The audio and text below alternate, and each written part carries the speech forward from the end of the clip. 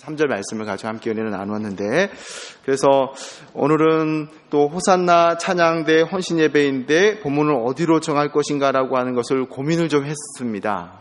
대부분 이제 헌신 예배가 드려지게 되면 이제 대상에 따라서 본문을 정하죠. 남성교회면 남성교회 회원에 맞는, 그리고 여전도회면은 여전도회 회원에 맞는 본문을 이렇게 정하는데요. 그런데 오늘 3절의 말씀 보니까 들어가는 부분에서 찬송하리로다. 이게 주께서 주신 걸로 생각을 하고 그렇게 본문을 이렇게 정하였습니다.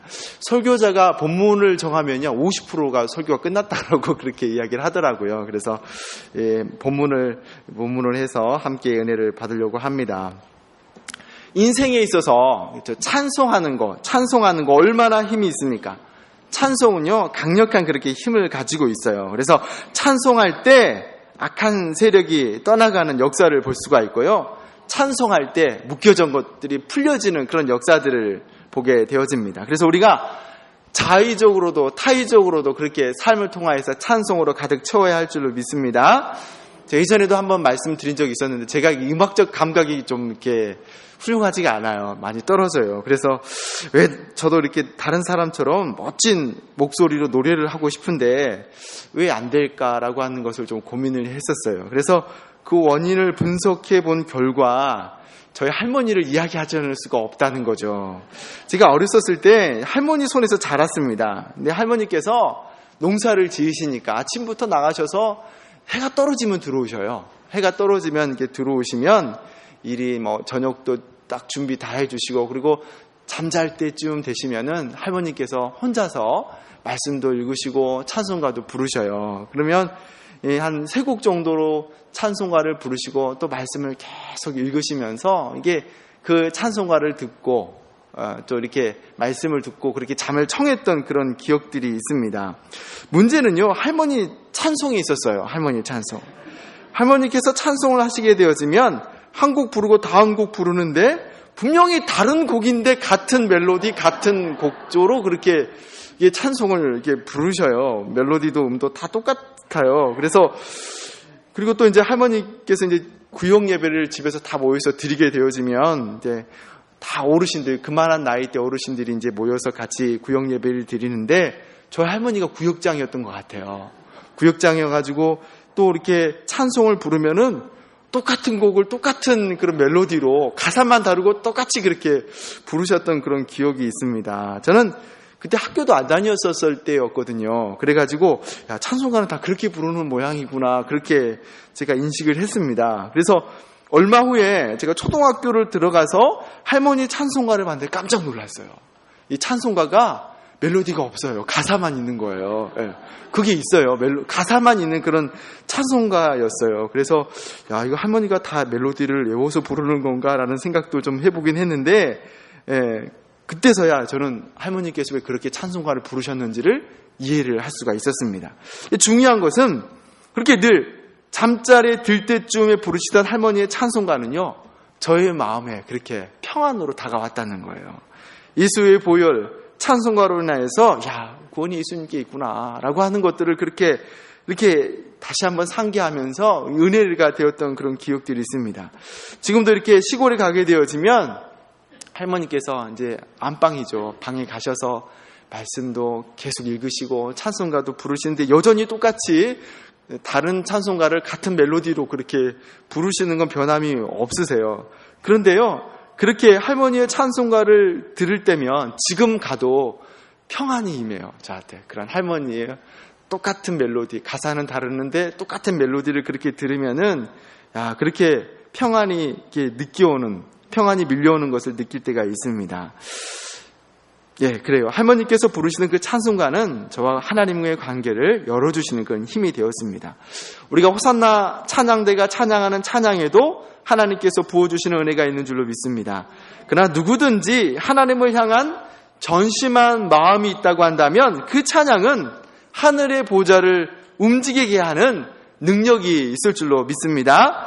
찬양에는 힘이 있습니다. 이렇게 강력한 힘이 있음에도 불구하고요, 찬송은 아무나 하나, 찬송으로 삶을 채우는 것이 너무나 쉬운 일임에도 불구하고 또 쉽지 않은 것이 날마다 일상으로 찬양하는 일인 겁니다.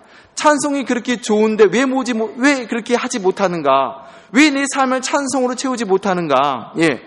솔직하게 우리가 찬송할 일이 없기 때문이라는 거예요. 여러분, 마음이 즐거워야 노래가 나오는 것이고 사람이 기뻐야 찬양이 나오는 것인데 요즘 즐거운 일, 기뻐할 일이 별로 없는 것들을 봅니다. 지금이야 뭐 날씨가 조금 아침 저녁으로 이렇게 선선해졌는데 막 날씨도 덥고 주변에 막 성질 돋구는 사람들도 많이 있고 또 뉴스를 보게 되어지면 매일 하루가 다르게 그렇게 마음을 불편하게 하는 사건 사고들이 쏟아 나오는 것을 봅니다. 그래서 마음이 힘들어지는 그런 일들이 많다는 거예요. 그래서 찬송하기보다는 불평할 일들이 더 많아지고 짜증내기를 더 많이 하게 되어집니다. 그런 마음으로 찬양이 되어지지 않는다는 거예요. 이런 마음으로 어떻게 이 찬양이 또 은혜가 되겠습니까? 그렇다면 오늘 이 찬송하리로다라고 하는 고백을 하는 바울은 어떠냐라고 하는 것을 우리가 이야기해 볼 수가 있습니다. 그렇다면 바울은 얼마나 이 찬양할 일이 많이 있어서 그렇게 바울이 에베소서에 대한 문안 인사 1절, 2절, 3절 문안 인사 끝나자마자 다급하리만큼 찬송하리로다 라고 그렇게 고백을 하고 있느냐라고 하는 것을 물어볼 수가 있는 거예요. 오늘 이 본문 인사를 받게 되어지는 에베소 교회를 이렇게 살펴보게 되어지면 이미 에베소 교회는 이단들이 들어와서 믿는 성도들을 혼란에 빠지게 하고요. 교회 안에는 그렇게 분쟁이 가득하였습니다. 분파로 나누어져 있고 교회는 막 하루가 다르게 이렇게 시끄러운 그런 모습의 상태였습니다. 거기다가 바울의 상황은요. 바울 그 자신은 로마의 그 가택연금이라 하죠. 감옥에 갇혀있는 그런 상황이고 몸은 늙어서 힘이 없고요. 그동안 함께 사역을 같이 감당했던 사람들은 그렇게 하나둘씩 자신을 떠나가고 있는 그런 상황에 놓여 있습니다. 전반적으로 이렇게 돌아봤었을 때 바울의 그 현실은 별로 찬송할 일이 없다 할 수가 있습니다. 그럼 무엇 때문에 그렇게 감격에 겨운 찬송을 바울이 그렇게 고백하고 있느냐라고 하는 그 부분이에요. 그 이유는 3절 밑에 소개되고 있는 신령한 복 때문에 그렇게 하나님을 찬송하고 있다는 거죠. 이 하늘의 신령한 복은 바울을 그렇게 찬송하게 했습니다. 이 신령한 복이 심란한 그 현실 속에서도 바울이 그렇게 찬양하게 했다는 거예요. 그렇습니다. 우리가 남과 다른 뭔가가 있다고 한다면 그렇게 왠지 모를 힘이 나게 되는 것을 볼 수가 있죠. 그래서 남과 다른 나만을 가지고 있는 그 뭔가를 그렇게 사람들이 추구하는 삶을 삽니다. 더 좋은 차를 추구하고 더 넓은 아파트를 추구하는 그런 심리를 보자고 한다면요. 나는 좀 다르다라고 하는 것을 보여주기 위한 그런 마음이 없지 않아 있다는 거예요. 동창회 가서 자식 자랑하고 남편 자랑하고 그런 마음들 어떤 마음입니까? 난 좀 달라. 난 좀 뭔가 달라라고 하는 그런 마음이 있다는 거예요. 내가 가지지 못한 뭔가가 있지라고 하는 그런 마음에 왠지 모를 그렇게 자신의 자존심 같은 것들을 세워주는 자존감 같은 것을 세워주는 그런 모습들이 있게 되어집니다. 어떻습니까? 오늘 이 자리에 앉아 계시는 모든 분들 나는 남과 다른 뭔가를 좀 가지고 계십니까?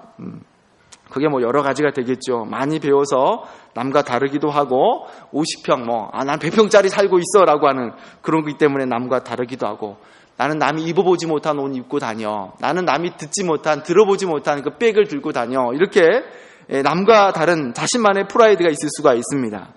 저에게도요. 남과 다른 뭔가가 있었다는 거예요. 어렸을 때 아버지가 슈퍼를 하셨거든요. 초등학교 때부터 군에 있었을 때까지 군에 가기 전까지 한 15년 정도 그렇게 아버지가 장사를 그렇게 하셨습니다. 여러분 제가 어릴 때 슈퍼 한다라고 하면은요 모든 친구들의 부러움의 대상이 되었습니다. 엄청 부러워했거든요. 그래서 어떤 친구들은요 내가 아버지가 슈퍼 하셔 제가 얘기 안 해요. 제 아빠가 슈퍼 하는 왜야? 그렇게 얘기하면은 그러면 너 과자 많이 먹겠다. 이게 다음에 꼭 항상 물어보는 질문이에요. 아이스크림 많이 먹겠다라고 하는 그런 거의 공식적으로 그렇게 저에게 물어봅니다. 저희 집 자녀들에게도요, 어느 날 이들이 할아버지가 슈퍼를 했다는 사실을 알았어요. 그리고 그 사실을 알자마자 물어보는 말이, 그러면 아빠 아이스크림 많이 먹었겠네? 과자 많이 먹었겠네? 라고 그렇게 막 부러워하는 그런 모습을 보이더라고요. 제가 참 유치한 게요, 그 조그마한 꼬맹이들이 물어봐도 저도 모르게 힘이 들어가더라고요. 예, 그래가지고 나 과자 안 먹었어. 예, 과자 안에 장난감 모았어. 그렇게 그런 게 있어요. 과자가 있으면 그 안에 있는 그 장난감들이 있는데 과자는 안 먹고 버리고 장난감만 이렇게 시리즈로 그렇게 모았던 그런 기억들이 있습니다. 그래가지고 부모님한테 들켜가지고 얻어맞기도 하고 막 그랬었는데, 이렇게 남이 없는 걸 가지고 있다라고 하는 것은 그렇게 힘이 들어가게 되어지는 거예요. 분명 바울이 이렇게 큰 소리로 찬송하리로다라고 그렇게 급하게 찬양하는 것을 봤었을 때에 무엇이 그를 찬양하게 했는가라고 하는 것을 생각해 보게 되어집니다. 이렇게 바울이 찬양하게 되어지는 이유가 3절 중반에 소개되어 있는 하늘에 속한 모든 신령한 복, 이 바울을 그렇게 찬양하게 했다라는 거예요. 이 하늘에 속한 모든 신령한 복이라고 하는 문장은요, 중복의 의미를 가지고 있습니다. 다시 말해서 하늘의 복이라고 그렇게 말해도 되고 신령한 복이라고 하는 단어를 사용해도 무방한 단어예요. 그런데도 바울은 하늘에 속한 모든 신령한 복이라고 그렇게 중복된 문장으로 그렇게 표현하고 있는 것을 보게 되어집니다. 이렇게 중복으로 사용하는 이유가 무엇이겠습니까? 강조인 거죠, 강조. 이 에베소 교회가 꼭 알아야 할 복이고, 에베소 교회를 넘어서 이 서신이 아시아에 있는 교회의 회람이 되어져 돌아가면서 읽어가는 그런 말씀이기 때문에 이 서신을 통해서 있는 누구든지 꼭 알아야 할 복이기 때문에 이렇게 중복의 표현, 곧 강조의 표현을 사용하고 있다라고 하는 것을 볼 수가 있습니다. 그렇다면 이 복이 무엇입니까? 이미 앞에서도 설명을 하고 있지만은 바로 예수 그리스도라는 거예요. 그렇습니다. 예수 그리스도께서는 우리의 하늘의 모든 신령한 복이 되어주시는 줄로 믿습니다. 바울이 에베소 교회를 넘어서 소아시아 교회를 소개하고 싶었던 이 예수 그리스도는요, 모든 하늘의 신령한 복이 되어주시는 분이십니다. 여러분, 이 복을 소유하셨습니까? 아멘.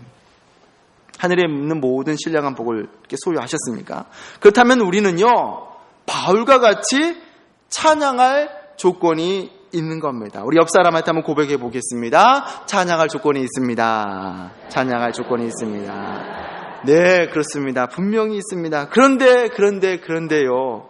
그렇게 있는 줄 아는데 왜 그럴까요? 옛날부터, 심지어는 엄마의 뱃속에서부터 있는 줄 아는데도 찬양이 잘 되어지지 않는 그런 불편한 모습들이 있다는 거예요. 그렇습니다. 조건만으로는 부족하다는 거예요. 우리는 무엇이 나로 힘있게 찬양하지 못하는가를 그렇게 돌아볼 필요가 있다는 거죠. 오늘을 사는 이 시대가요, 참으로 부유합니다. 그렇게 부유해져서 가치 있는 것들이 너무 흔해져서 가치가 없게 느껴지는 그런 경우가 있어요. 혹시 여러분 바나나 좋아하시나요? 바나나가 이렇게 보니까 굉장히 건강식품이라는 얘기를 합니다. 그래서 뭐 이 정보를 보게 되어지면 변비에도 좋고, 뭐 불면증에도 좋고, 뭐 뇌기능에도 좋고, 설사 예방에도 좋고, 뭐 여러 가지 그런 기능들이 있는 것들을 보게 됩니다. 근데 이 좋은 바나나를요, 저희 아이들이 그렇게 즐겨 먹지는 않더라고요. 혹시나 해서 아이들에게 좀 바나나를 좀 사서 먹여 봐야 되겠다라고 바나나를 사서 놔두면은요, 잘 안 먹습니다. 그래서 집에 정이나 먹을 게 없으면 바나나 줘 해가지고 이렇게 먹더라고요. 그래서 아이들이 이렇게 잘 먹지 않아서 오래 이렇게 바나나가 방치되어 있다가 버리기 직전에 아이고 이거라도 먹어야지 하고 아까워서 제가 이렇게 한 번씩 그렇게 먹은 일도 있습니다. 근데 이 오래된 바나나를 먹을 때면요, 딱 입에 깨물면 저 아련한 옛날의 이야기가 이렇게 생각이 나요. 그렇죠. 우리 어르신들 30년 전, 35년 전, 제가 초등학교 다니기 전에 옛날에는 바나나가 너무 귀했잖아요. 그랬잖아요. 근데 들리는 소문에 의하면 이 바나나가 월급 대신에 받아가기도 했다라는 그런 이야기가 있어요. 이렇게 바나나가 흔해진 것이 그렇게 오래되지 않습니다. 어릴 때요, 저희 사남매가 시골에 살 때에 고모가 와서 야, 너희 누나만 데리고 읍내 구경을 그렇게 시켜 주었어요. 그렇게 읍내 구경을 하고 돌아온 누나가요, 동생들을 다 불러놓고 자기가 읍내 구경했던 그 이야기를 해주는 거예요. 읍내에서 봤던 얘기들. 그래서 야, 누나가 도대체 읍내에서 뭘 봤을까 하고 딱 붙어가지고 귀를 기울여서 듣는데요. 글쎄 누나가 해주는 말이, 읍내 구경하고 와서 이렇게 다녀와서 했던 누나가 나 바나나 봤다 그렇게 얘기를 하는 거예요. 바나나 먹어봤다도 아니고 바나나 내가 봤다 그렇게 이야기를 합니다. 야, 굉장히 저희들에겐 충격이었어요. 이게 바나나는 아프리카에만 있어야 되는데 바나나를 봤다라고 하는 그 말에 굉장히 이렇게 충격으로 기억이 되어집니다. 그래서 바나나 어떻게 생겼냐고 이렇게 물어봤던 기억이 있어요. 책에서 나온 거랑 똑같다는 거예요. 노란색이고 책에서 나온 거랑 똑같아 그렇게 이야기를 합니다. 예. 그때 막 너무 서운했던 거예요. 나도 좀 같이 데려가서 좀 바나나를 좀 보게 해주지 막 그렇게 굉장히 그렇게 한이 맺혔던 그런 기억이 있습니다. 그랬던 그렇게 귀했던 바나나가 이제는 인기가 없어요. 더 자극적인 말에 길들여져 있어서 바나나보다 더 달콤한 뭔가를 열심히 찾는 그런 아이들을 보게 됩니다. 저는 그렇게 거의 상해져 있는 바나나를 먹으면서 그때는 참 먹고 싶었던 바나나였는데 라고 그렇게 바나나를 입에 물곤 합니다. 바나나가 건강에 좋다니까 좀 많이들 드시기 바랍니다. 우리가 살면서 그렇게 별로 무게를 안 둬도 되는 것이 있습니다. 다른 것으로 대처 가능한 것이 있다는 거죠. 바나나보다 더 달콤하고 맛이 좋고 영양이 좋은 것이 있다고 한다면요, 그것으로 대처해도 무방합니다. 그런데 예수 그리스도는 어떻습니까? 그 어느 것으로도 대처할 수 있는 것이 아니라는 거죠. 예수님이 아니라고 해도 신천지 이만희로 천국 갈 수 있는 거 아닙니다. 예수님에게도 구원이 있고 신천지 이만희에게도 구원이 있는 것이 아닙니다. 사도행전 4장 12절에 다른 이로서는 구원을 받을 수 없나니 천하의 사람 중에 구원을 받을 만한 다른 사람을 우리에게 주신 일이 없다라고 그렇게 말씀하고 있다는 거죠. 다른 이름이 아니라는 거. 오직 예수 그리스도이십니다. 다른 이를 찬송할 조건이 없습니다. 오직 예수 그리스도이십니다. 우리를 구원하신 그 이름을 평생에 찬양하시는 저와 여러분이 되시기를 주님의 이름으로 축원합니다. 이 예수 그리스도께서 저와 더 여러분을 더 감동하게 하는 이유는 7절의 말씀, 우리 4절의 말씀입니다. 4절의 말씀 같이 한 목소리로 읽겠습니다. 4절입니다. 시작.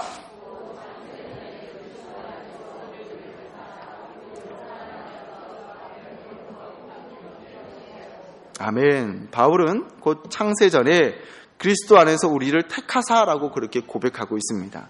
이 본문으로도 우리는 그렇게 예정론을 이야기할 수가 있죠.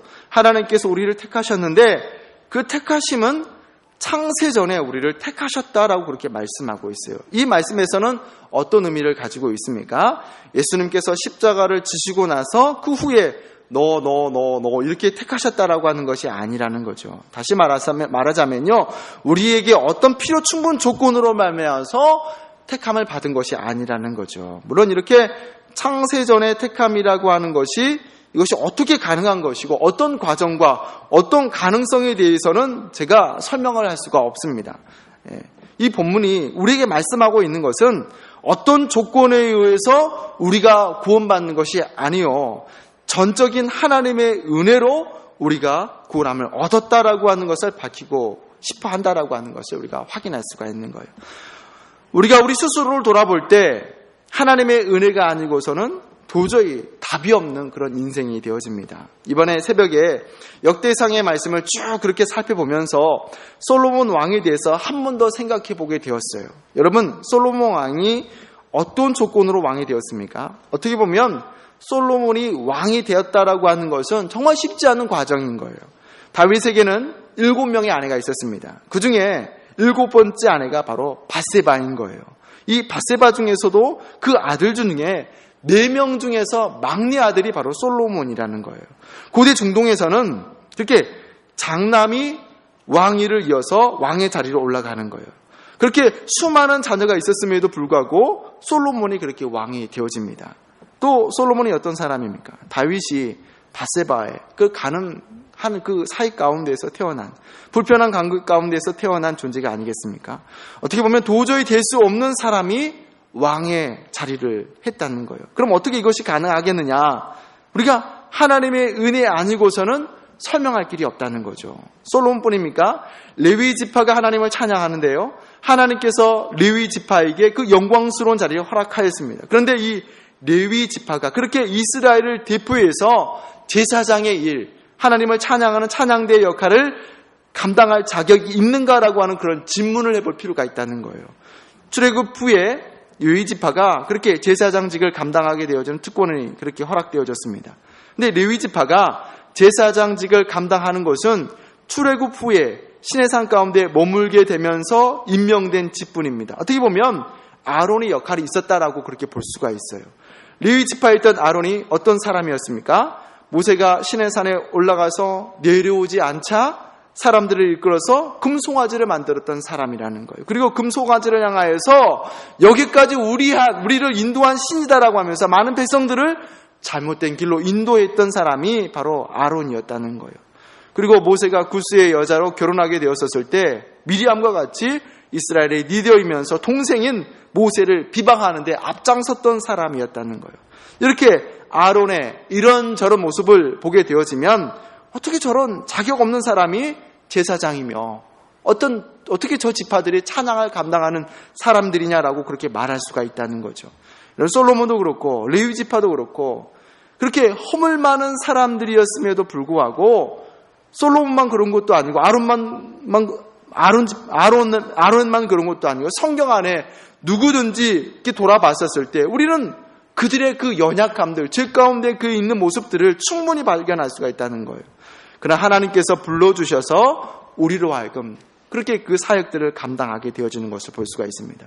창세 전부터 계획하시고 택하셔서 하나님의 역사를 그렇게 이루어가고 계십니다. 그렇습니다. 이렇게 보면 다 거기서 거기라는 거예요. 50보 100보입니다.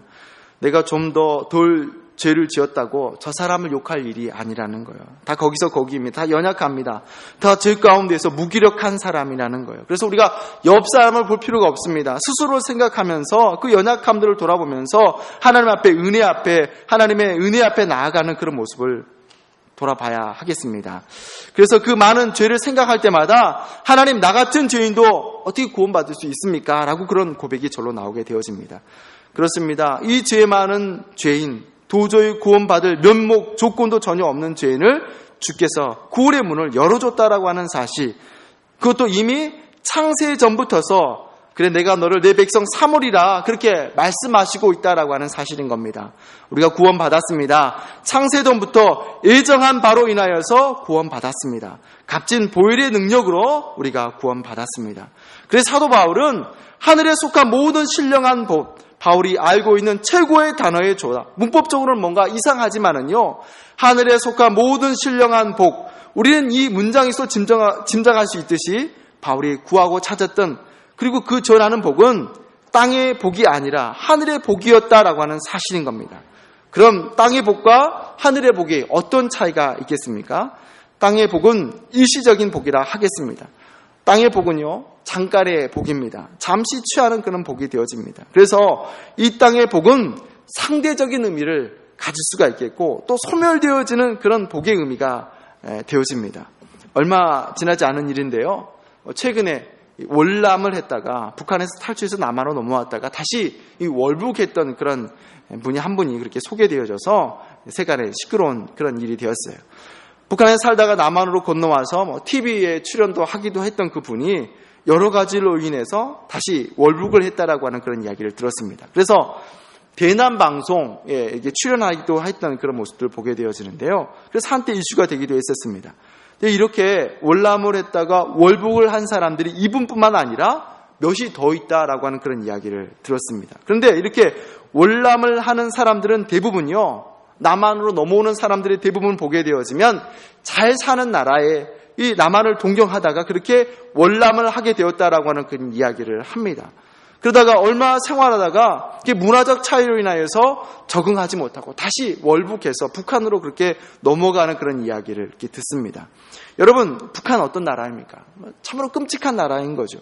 도저히 인권이라고 하는 것은 전혀 찾아볼 수가 없는 그런 나라가 북한입니다. 너무 가난해서요, 하루의 식량으로 200g을 주네 못 주네, 또 200g에서도 이게 더 못 주네라고 하는 그런 이야기를 듣는 곳이 북한입니다. 이렇게 다시 북으로 월북하는 이야기를 듣고 보면 과연 무엇이 먹고 살지 못해서 굶주리며 허덕이는 그 북한 땅으로 되돌아가는가라고 하는 그런 질문을 던져보게 되어져요. 그렇게 다시 월북하게 되어지는 큰 이유를 그렇게 조사해보게 되어지면 그 중에 가장 많이 이야기하는 것이 상대적 빈곤감으로 인해서 월북한다는 그런 이야기를 듣게 되어집니다. 우리가 이런 기사를 읽게 되어지면 산다는 것이 단지 먹고 사는 것의 문제가 아니다라고 하는 것을 발견하게 되어지는 거예요. 그렇습니다. 물질이 영원하지 않습니다. 잠깐입니다. 물질로 우리 영혼까지 온전하게 할 수가 없습니다. 그래서 우리 이 땅에 살면서 아무리 좋은 것을 가지고 있다라고 하더라도 만약 이 좋은 것보다 더 좋은 것이 있게 되어지면 그 전에 좋은 것을 놓고 새로운 좋은 것을 그렇게 취하게 되어지는 것이 사람의 마음이라는 거죠. 바울이 이전에는요, 세상에 리노우라는 사람이었어요. 바리새인 중에 바리새인이었다라고 그렇게 말하고 있고, 로마의 시민권자라고 그렇게 말하고, 이스라엘 최고의 지파의 학문의 지파였다라고 한다는 가말리알의 문화생이었다라고 그렇게 이야기합니다. 그렇게 최고의 인생